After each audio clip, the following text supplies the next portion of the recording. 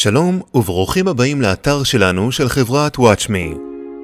אנחנו מבינים ששפע המידע של שעוני איתור ומצוקה עלול ליצור בלבול. לכן בסרטון הקרוב ניתן לכם סקירה קצרה על התכונות השונות של השעונים שלנו. מהו שעון מצוקה ואיתור וכיצד הוא עובד? כל אחד מהשעונים הוא למעשה פלאפון בצורה של שעון. הוא מצויד בכרטיס סים וקו עם מספר נפרד, המאפשר לו לחייג החוצה ולקבל שיחה.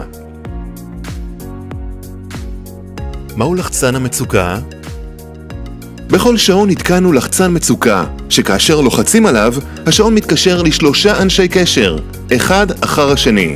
כלומר, אם הראשון אינו עונה, הוא עובר בצורה אוטומטית לשני ולשלישי. כיצד מאתרים את עונד השעון? בכל השעונים שלנו יש רכיב GPS, המשדר את מיקומו של עונד השעון לאפליקציה, אותה מורידים בני המשפחה על הפלאפונים שלהם. מהו חיישן הנפילה? בכל השעונים שלנו מותקן חיישן נפילה. כאשר חיישן הנפילה מזהה נפילה, הוא ממתין כחצי דקה, ואז הוא מתקשר בצורה אוטומטית לשלושת אנשי הקשר, אחד אחר השני, וכל זאת ללא לחיצה אקטיבית של עונד השעון.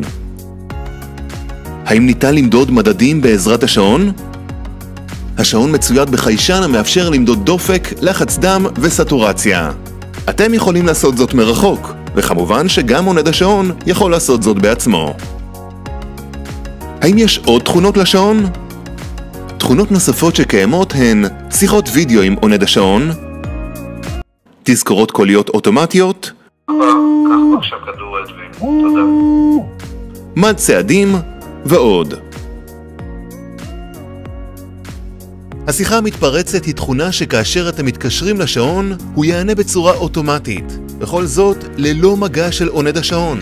התכונה הזאת מתאימה לאנשים הסובלים מבעיית זיכרון, שלא זוכרים כיצד לתפעל את השעון, ולאנשים המאותגרים טכנולוגית. במגוון הדגמים אותם אנו מציעים, יש שונות המתבטאת במספר תכונות, וכמובן בנראות שלהם. הדגם המוצג נקרא הדגם האופנתי. הוא דגם יותר נשי, עדין וקטן יותר, ומצויד בכל התכונות שציינתי. הדגם העגול הוא דגם יותר ספורטיבי, גברי, ומצויד גם בתפריט בעברית. הדגם המרובע מכיל את כל אותם תכונות, ובנוסף יש לו גם תכונה נוספת של שיחה מתפרצת. אנו מאוד מאמינים בשעונים שלנו, ומעניקים אחריות לכל החיים. אנו גם מאפשרים ניסיון של שבועיים עם השעונים שלנו.